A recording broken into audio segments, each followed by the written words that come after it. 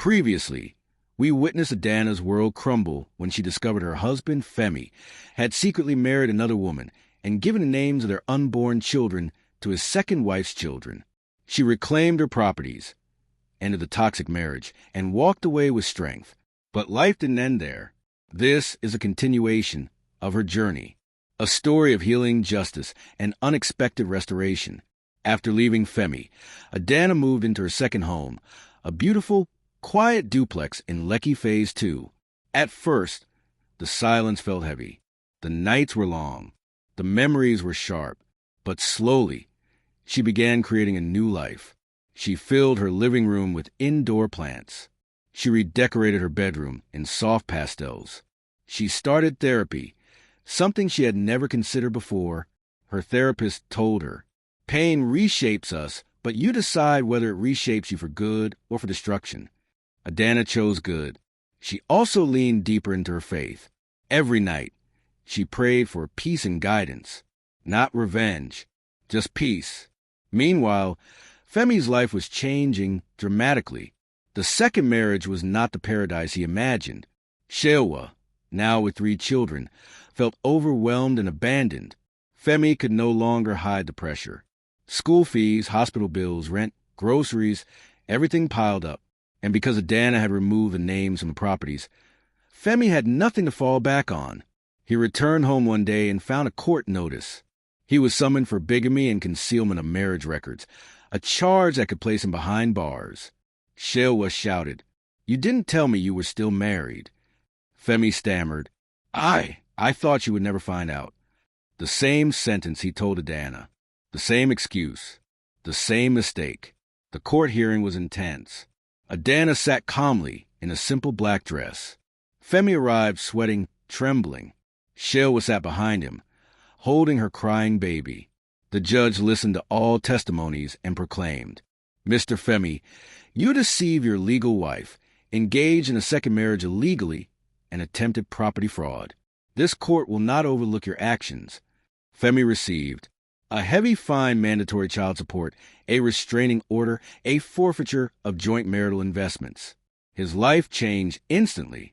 Adanna looked at him once, not with hatred, but with pity. She whispered in her heart, "God fights differently. I don't need to lift a finger." One rainy evening, Adanna heard her gate intercom buzz. She checked the camera. It was Shewa. Her face was swollen from crying. Adanna hesitated, then opened the pedestrian gate. Shewa fell to her knees immediately, sobbing uncontrollably. "Madam Adanna, I didn't know. I swear, I didn't know he was still married. He told me lies. He used me." Adanna stood silent, listening. Shewa continued, "I am suffering. I have 3 children and no support. I beg you, forgive me. I never meant to destroy anything." For a moment, Adanna felt anger rise, but then she remembered her therapist's words and her prayers. She said softly, "Stand up. This world is already heavy for women. I'm not your enemy." Shewa burst into fresh tears. It was the first moment of healing for both of them. Months passed. Adanna reinvented herself. She started a foundation called the Adanna Women Support Initiative, helping women, dealing with betrayal, recovering from emotional abuse, navigating legal challenges in marriage, learning about property rights, building financial independence. Her story went viral on social media, though she never mentioned names. Women reached out. Families learned. Lives changed. She became a voice of strength for women across the country. One day, after hosting a seminar on protecting your assets in marriage, an older woman hugged her and said, "I wish I had your wisdom 20 years ago. You're saving lives." That day, Adanna realized what was meant to destroy her had turned into her greatest assignment.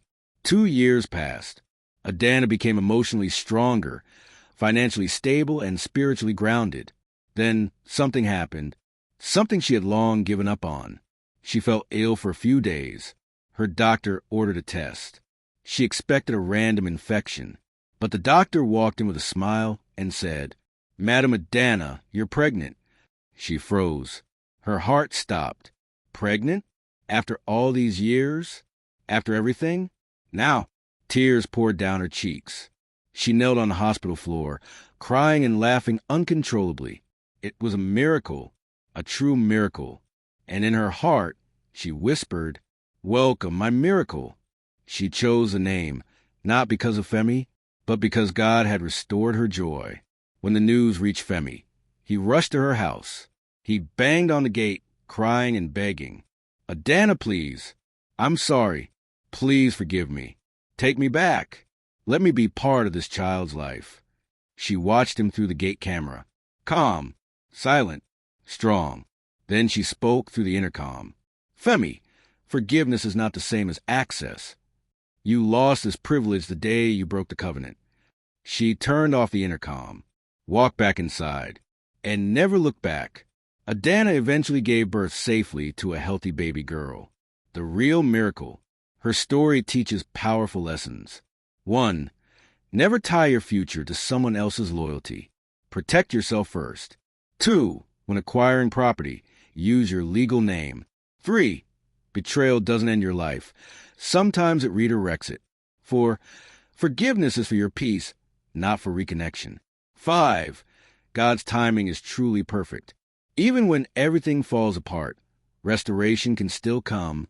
Adanna didn't just survive. She rose. She healed. She rebuilt. And she became a blessing to thousands. Thank you for watching this story on Life Behind the Family Door. Remember, your pain can become your power. Your tears can become your testimony. Your story can become someone else's survival guide. If you want more inspiring family stories, don't forget to like, comment, and subscribe.